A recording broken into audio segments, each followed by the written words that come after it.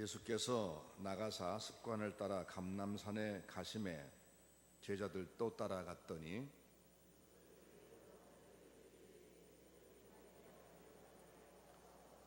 좀 더 크게 읽습니다.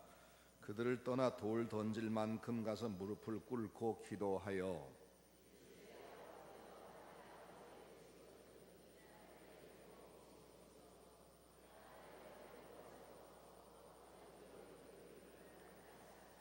천사가 하늘로부터 예수께 나타나 힘을 더하더라.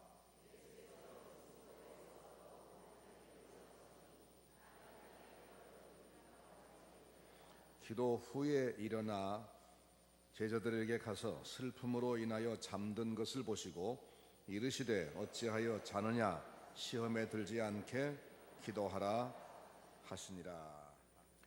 수십 년 전에 미국의 한 제재소 직원이 아침에 출근해 보니까 책상에 봉투 하나가 있었습니다.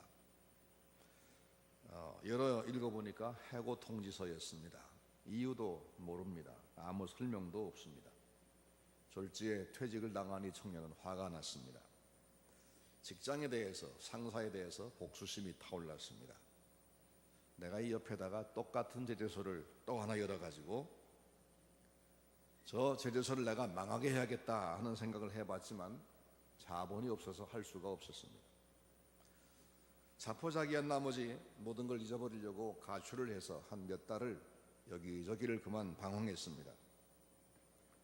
방황하다가 돈을 다 써버리고 집으로 돌아와서 아내한테 하는 말이 여보, 나는 자살해야겠어. 내가 모든 노력을 다 해봤지만 나는 되는 게 없어. 그렇게 절망적인 얘기를 했습니다. 그 말을 들은 아내가 남편에게 이렇게 진지하게 권면을 했습니다. 여보, 당신은 아직도 한 가지 시도 안 해본 게 있어요. 당신이 처한 이 상황과 이 문제를 가지고 하나님 앞에 진지하게 기도 안 해봤잖아요. 기도 한번 해봅시다. 이 침착한 아내의 말이 남편의 마음을 움직였습니다. 당신만 답답하냐? 집안 식구들은 다 죽든 말든 내팽개치고 어디 갔다 이제 오는 거냐 하고 바가지를 박박 긁은 것이 아니라 진지하게 우리 기도 한번 해보자 하는 그 아내의 말이 감동이 됐어요. 그래서 남편이 얼른 대답합니다. 맞아, 그랬어, 맞아, 기도 안 해봤었어. 우리 기도해보겠어. 그리고는 그날부터 아내와 함께 날마다 아침 시간을 정해서 기도를 시작했습니다. 며칠 기도한 동안 이상하게 자기 마음속에 그 회사와 상사를 향한 미운 감정이 사라졌습니다.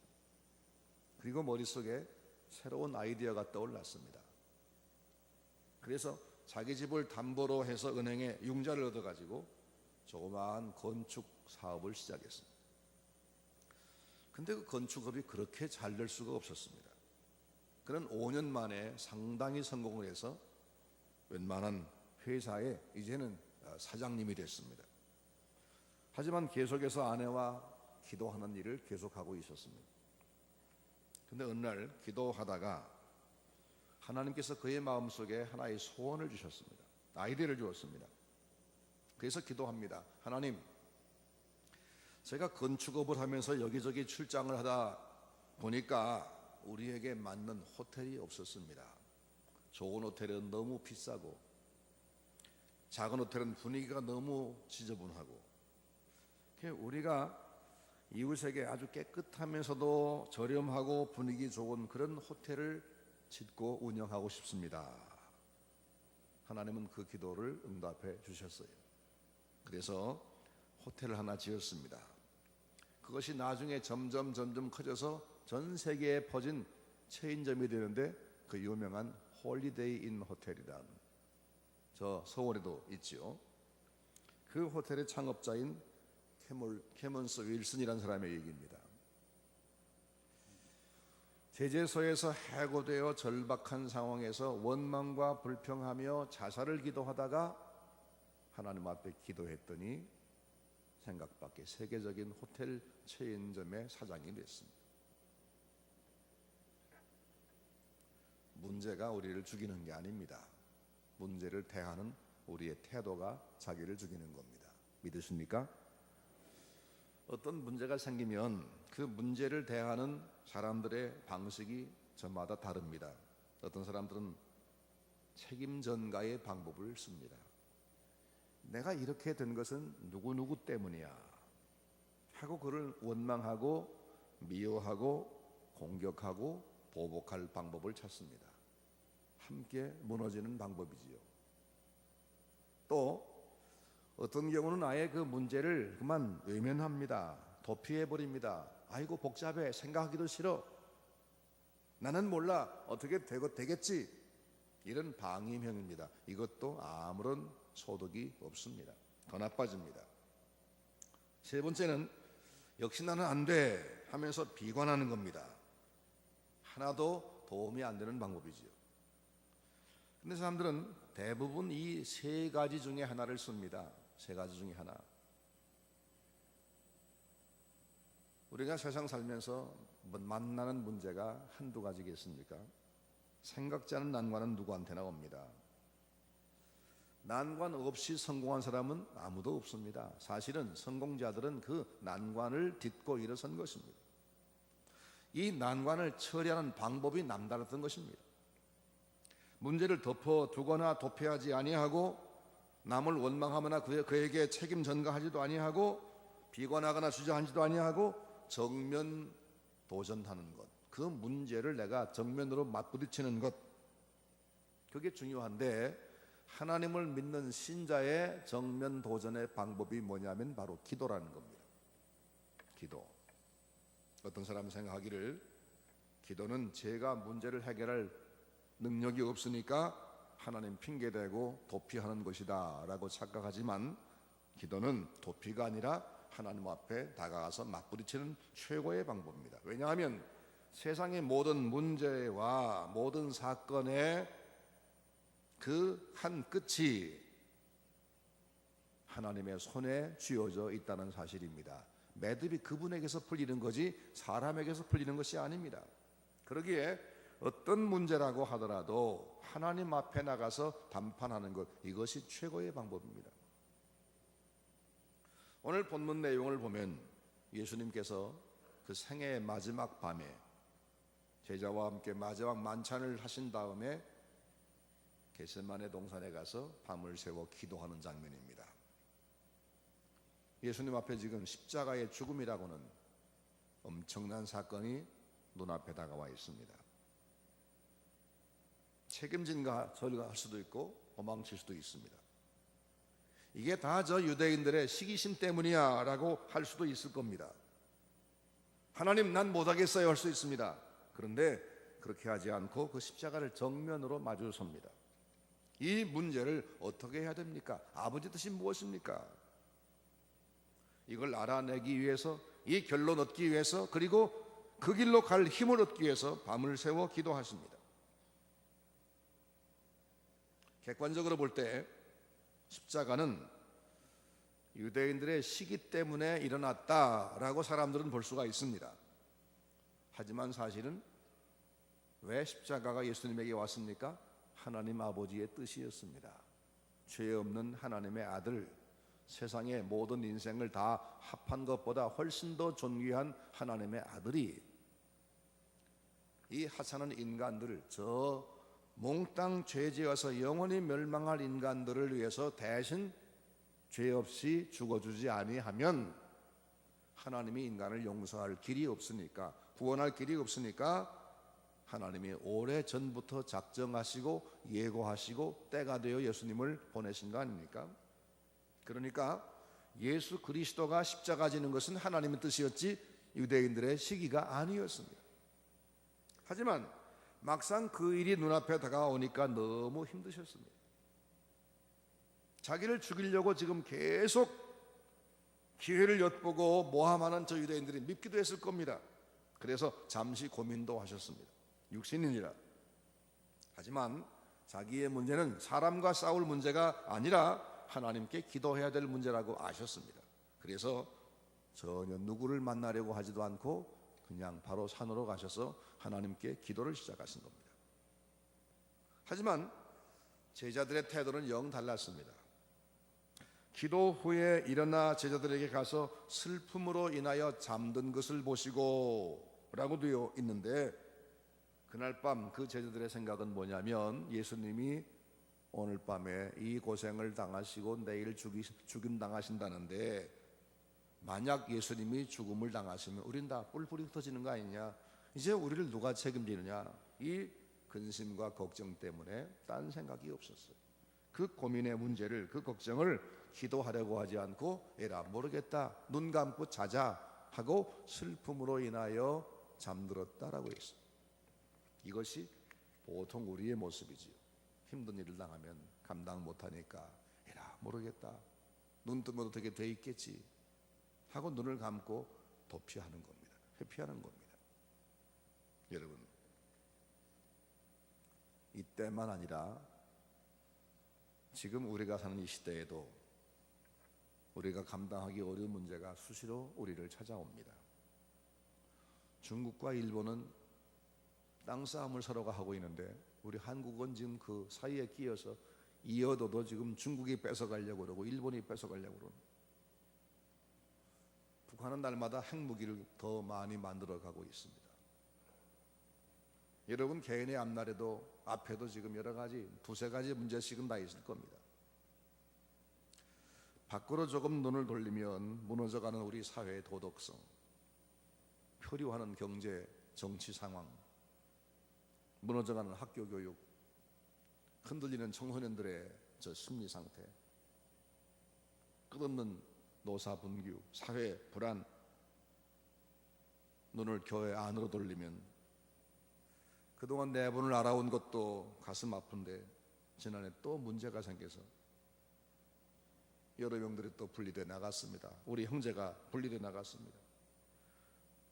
여기도 저기도 아니고 교회 애정을 잃어버리고 여기저기 방황하는 그런 성도도 있을 겁니다. 이런 상황인데 우리가 기도하려고 하지 않고, 야 이건 너무나 우리가 너무 힘든 문제야, 우리 힘으로 감당할 수 없어, 에라 모르겠다, 어떻게 되겠지, 이렇게 두려움의 잠, 냉담의 잠을 자려고 한 거 아닙니까? 그래서 그동안 기도의 불씨가 꺼져 있던 거 아닙니까? 어제 아침 주일 새벽 예배 제가 참석해 있었습니다. 얼마나 적게 모이는지 깜짝 놀랐습니다. 아니, 전주 서문교회 주일 새벽 예배가 이렇게밖에 안 모이나? 다 지금 뭐하고 있는 건가 이 시간에?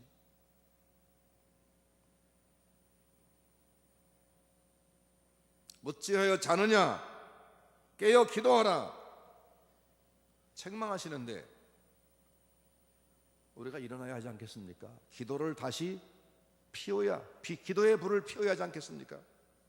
오늘 본문에서는 왜 깨어나야 하는지, 왜 기도해야 되는지 그 이유를 말씀해 줍니다. 첫째는 시험에 들지 않기 위해 기도하라, 그렇게 말씀했습니다. 40절 말씀 보면 그곳에 이르러 그들에게 이르시되 유혹에 빠지지 않기를 기도하라. 46절 말씀에는 어찌하여 자느냐, 시험에 들지 않게 일어나 기도하라 말씀하셨습니다.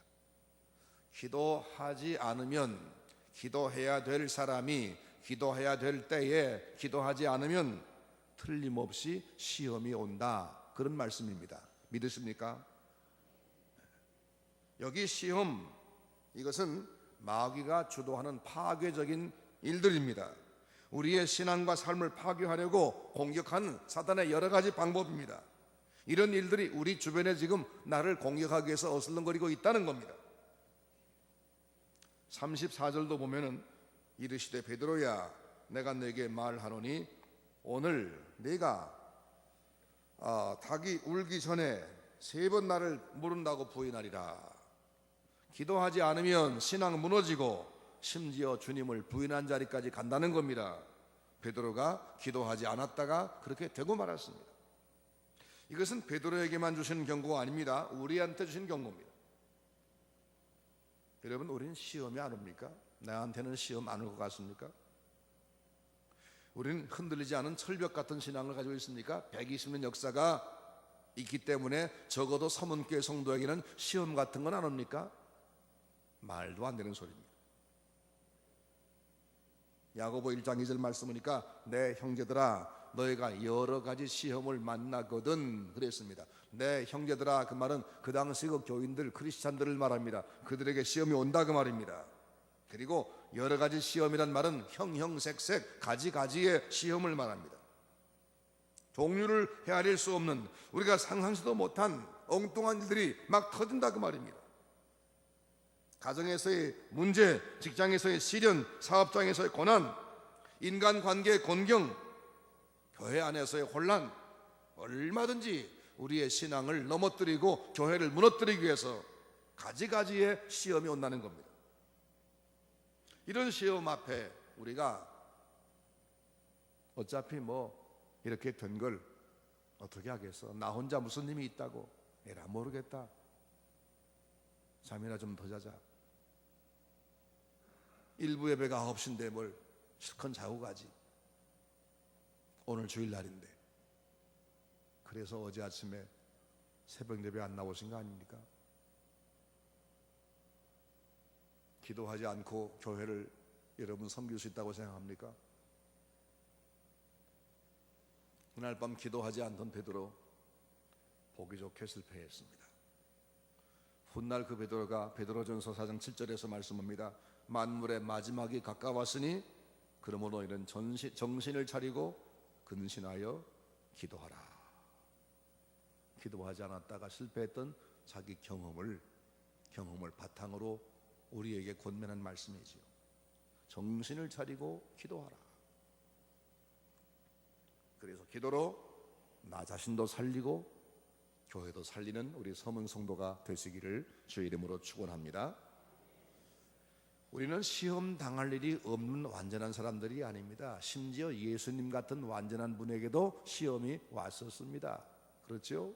마태복음 4장 말씀 보면 마귀가 3번씩이나 강력한 시험을 했다고요. 우리는 시험이 찾아올 수 없는 안전지대에 있지 않습니다. 우린 자주 시험에 빠지고 지금 우린 더욱 그런 때입니다. 그래서 기도해야 할 때입니다. 남들은 경기가 다 어렵다는데 나는 월급 받아 사니까 나는 그런 거 관계없어. 남들 다 장사가 한다는데 우리 가게는 너무 잘 돼. 그러니까 나는 기도 안 해도 돼. 그렇게 생각하는 분 계십니까? 남들은 다 병원 들락다닌다는데 나는 건강 하나는 보장받았나 봐. 나는 걱정 없어. 나는 건강해. 어리석은 자랑이고 넘어질 태만입니다.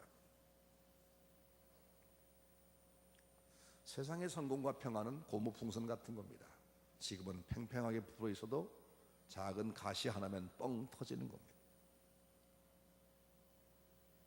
작은 가시 하나면 아무리 큰 풍선도 뻥 터져버립니다. 한순간에. 기도하지 않으면 시험에 빠집니다. 남들 기도할 때 기도하지 않으면 사탄이 그를 더 집중 공격하게 돼 있습니다. 그러므로 이번 기회에 우리 서문교회는 이제 기도의 불씨를 지피십시다. 우리 기도의 불덩이 됩시다. 그래서 교회를 지키고 나라를 지키고 여러분 가정에 하나님의 놀라운 은혜가 충만하게 되시기를 주의 이름으로 축원합니다. 둘째로 하나님의 뜻을 이루기 위해서 기도해야 됩니다. 기도를 하는 사람은 시험 면할 수도 있고 시험에 빠졌을지라도 거기서 벗어날 수가 있습니다만은 시험에 들지 아니하기 위해서 기도하는 것은 소극적이죠. 그러죠? 예수님은 왜 기도했습니까? 하나님의 뜻을 찾기 위해 기도하셨습니다. 하나님의 뜻을 성취하기 위해서 기도했습니다. 이것이 바로 기도의 적극적인 이유입니다. 주님은 십자가를 놓고 기도하시다가 주님 앞에서 고백한 말이 뭐죠? 그러나 내 원대로 마시고 아버지의 원대로 되기를 원하나이다. 그리고는 그 순간 벌떡 일어나 주저하지 않고 예수님을 잡으려고 칼과 몽둥이와 횃불을 들고 오는 사람들을 향해서 내려가셨습니다. 그리고 그들이 다가왔을 때 너희가 누구를 찾느냐? 예, 나사렛 예수입니다. 나다. 이렇게 나가셨습니다. 기도하다가 가야 할 방향을 정확히 정하시고 그리고는 그 길로 당당하게 가신 겁니다. 주님 그날 밤 기도했기 때문에 누구를 향한 원망을 하거나 도피하려고 하지 아니하고 십자가 지는 그 길을 그렇게 당당히 간 겁니다. 그래서 우리의 구주가 되셨고 우리에게 구원을 주셨습니다. 근데 우리는 하나님의 뜻대로 살고 싶다 말은 하지만 자기란 울타리를 넘어서지 못합니다. 그래서 말은 하나님의 뜻대로 산다 하면서 하는 일은 항상 자기 중심의 일을 합니다. 자기 유익을 추구하고 자기한테 조금만 불이익이 오고 자기를 조금만 안 알아주면 화가 나서 못 견디고, 하나님의 일을 한다 하면서 왜 이런 일이 생길까? 기도하지 않기 때문입니다. 기도하지 않기 때문에. 기도하지 않으면서 하나님 일을 열심히 하면 일은 뭔가 하는 것 같은데 사람들을 상처를 냅니다.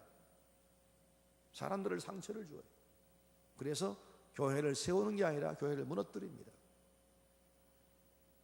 일을 해놓고 내가 이만큼 했는데 왜 내 공로를 인정하지 않느냐? 그게 하나님 일입니까? 자기 일입니까? 결국 자기 일입니다. 기도하지 않고 하나님의 일을 하면 결국은 자만심과 욕심에 매여서 자기 일을 하게 만들어 놓고 자기 일을 하게 돼 있고, 그 자기 일을 하게 되면 결국 다른 사람을 상처를 내서 전체 교회를 허는 것이 되는 거예요.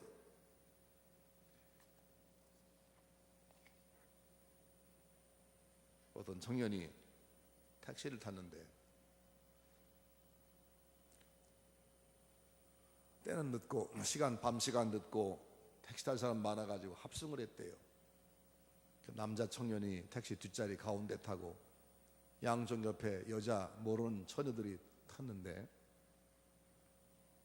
한쪽 아가씨는 아주 예쁜 아가씨고 한쪽 아가씨는 참 못생겼더랍니다. 택시 운전사가 길을 가면서 커버를 확 도니까 가운데 청년이 몸에 기울어요. 미운 처녀 쪽으로 몸에 기울으니까 주여 시험에 들지 않게 하옵소서. 그 남자가 믿는 총각이었던가 봐요. 이쁜 처녀 쪽으로 기우니까 주여 뜻대로 하옵소서.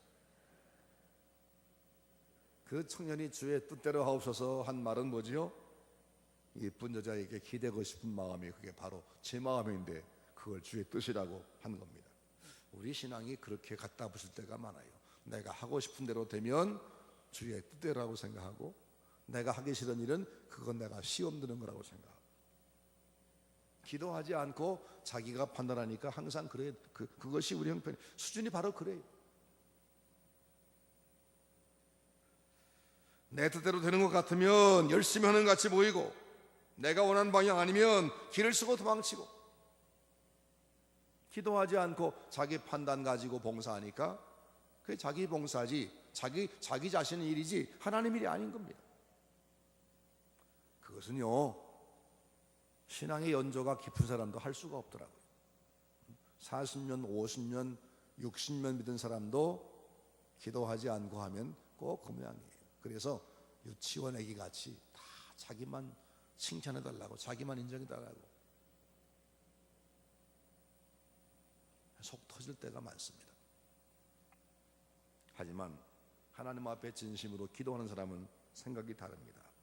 자기 생각을 내려놓습니다. 왜? 기도하다 보니까 하나님 생각이 나보다 훨씬 크시거든. 그래서 그 말씀 앞에 내 생각을 포기하게 되고, 그리고 그 말씀 따라 순종할 용기가 나요.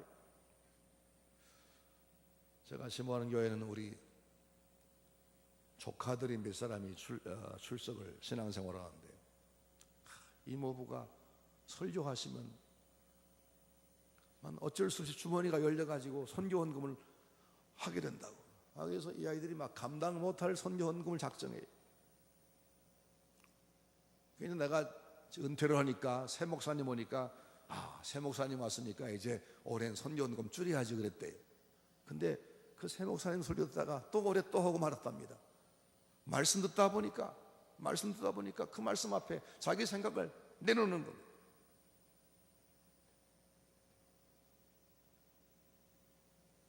내가 생각한 것은 이렇게 좀 돈을 아껴가지고 이렇게 딴 데 좀 써야 되는데, 하나님 말씀 듣다 보니까 하나님 일이 더 큰 겁니다.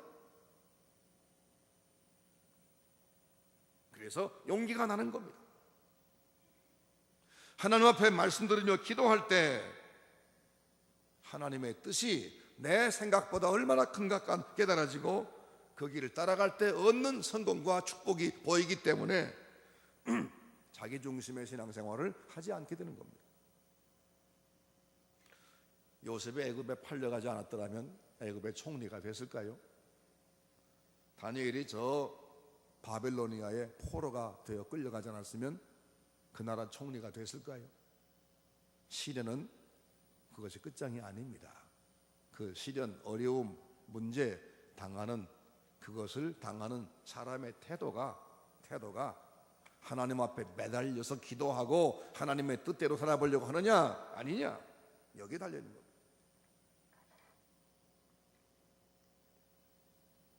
기도하면 하나님이 찾아오십니다. 손을 내미십니다. 그를 이끌어내십니다. 그래서 요셉이 어디로 가든지 형통케 하셨습니다.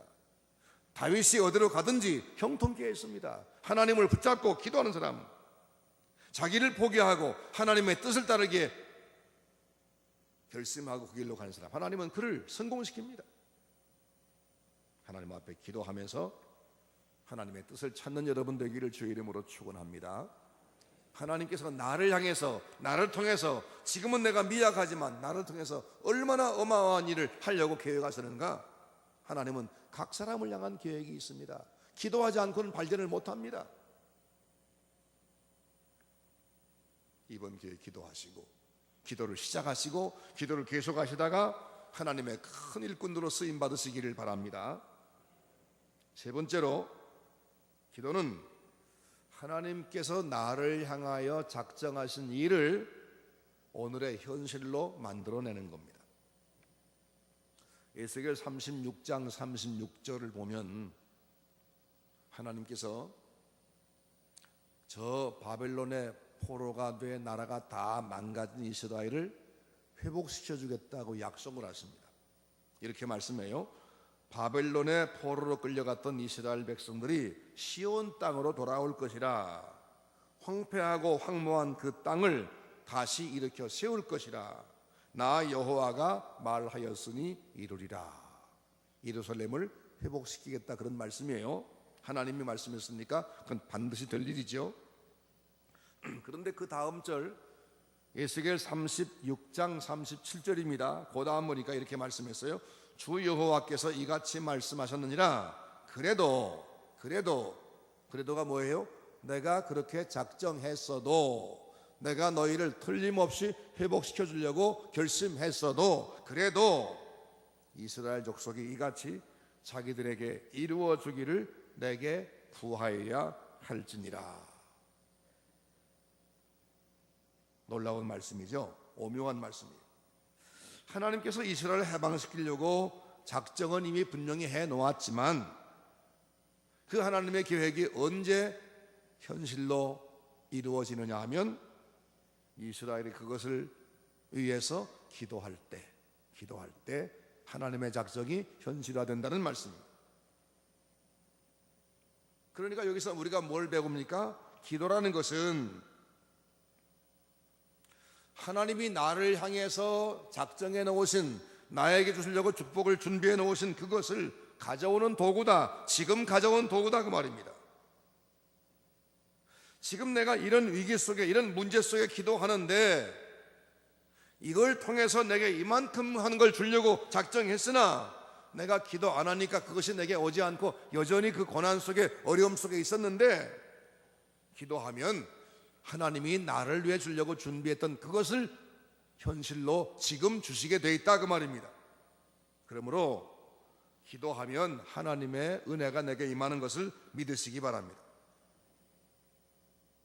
기도는 시험을 면하고 혹은 당한 시험을 이기는 능력일 뿐 아니라 하나님의 뜻을 발견하고 하나님의 뜻대로 살게 하는 축복된 길이고, 동시에 내게 주신 약속을 현실화하는 방법입니다.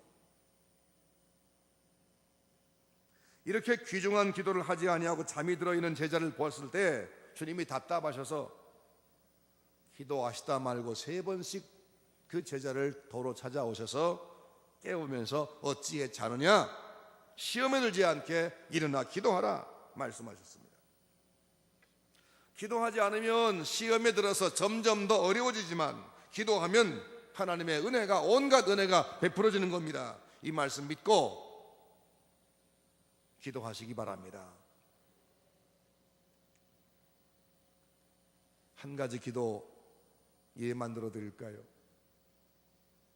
우리 한가람 교회가 새 목사님을 모시는데 너무 좋은 목사님 오셔서 내가 자랑을 늘 하고 싶어요. 요즘에 내가 무슨 생각하느냐면 내 평생에 한 일 중에 가장 잘한 일이 이거였구나. 그건 뭐냐 하면 내가 스스로 조기 은퇴하고 저렇게 훌륭한 목사님에게 교회 목사님의 자리를 물려준 것이야말로 내가 평생에 한 일 중에 제일 잘한 거였다. 우리 성도들이 요즘에 새 목사님 모시고 너무 행복해요. 나도 너무 행복해요. 그래서 내가 좀 더 이 자리를 좀 차지하고 앉아있을 그런 생각을 하나님이 비우게 하시고 내 구미에 맞는 후임을 데려다가 놓고 내한테 잘하라고 내가 그렇게 하려고 할 생각을 버리고 정말 우리 성도들에게 가장 맞는 목사님이 누굴까? 누가 우리 성도들, 이 양들을 위해서 정말 헌신적으로 하나님을 섬기며 성도를 이끌어갈까 하면서 뒤에서 이 일을 위해서 기도하도록 시켰는데요, 정말 그런 목사님이 오실 거라고는 성도들이 믿지 않았어요. 근데 저는 믿었습니다. 왜냐하면 나에게 그런 마음을 주신 분이 그 다음 일을 책임질 것을 난 믿었습니다. 그리고는 온 성도들에게 날마다 기도를 시켰습니다. 청빙위원들을 믿어라. 저분들의 판단력을 믿지 말고 저분들을 사용하실 하나님을 믿어라. 믿고 맡기고 기도하며 기다리자. 여기서 불쑥 저기서 불쑥 그래 되겠습니까? 그래가지고 훌륭한 목사님 모시겠습니까? 아니다. 된다. 하나님이 하신다. 그래서 기도회를 자주 열었습니다. 릴레이로 기도를 시켰습니다. 그런데 정말 상상 못하게 너무너무 훌륭한 분이 오셨습니다. 기도는 하나님을 감동시킵니다. 기도는 없던 일을 만들어냅니다. 기도는 축복을 가져옵니다. 우리 서문교회 한 가지 가장 당면한 큰 소원이 훌륭한 목사님이시죠. 훌륭한 목사님 오시는 거죠. 여러분 꼭 됩니다. 믿으시기 바랍니다. 기도하시기 바랍니다. 한국교육계에 신선한 자격을 준 한 분이 있는데 인격 교육이 부재했던 때에 우리나라에 인격 교육을 시키고 싶어 했던 한 분입니다. 저 경상남도 거창의 거창고등학교 전영창 선생님인데 이분이 미국에서 돌아와서 쓰러져가는 부채 많은 학교 하나를 인수했는데 그게 거창고등학교였어요. 부채가 너무 많아서 몇 년 동안 했었지만 갚을 수가 없었어요. 1958년 4월 학교가 넘어가게 됐답니다. 방법이 없어서 담요 하나를 가지고 학교에서 한 40km쯤 떨어진 산에 있는 구울로 들어갔어요. 자리를 펴고 일주일 동안 금식 기도를 시작합니다. 하나님, 제가 미국에 유학 갔다 와서 우리나라의 새로운 고등교육을 좀 해보려고 제가 이렇게 시작했는데 이렇게 학교 하나를 내가 지금 지탱을 못하겠습니다. 하나님 제발 좀 해결해 주십시오.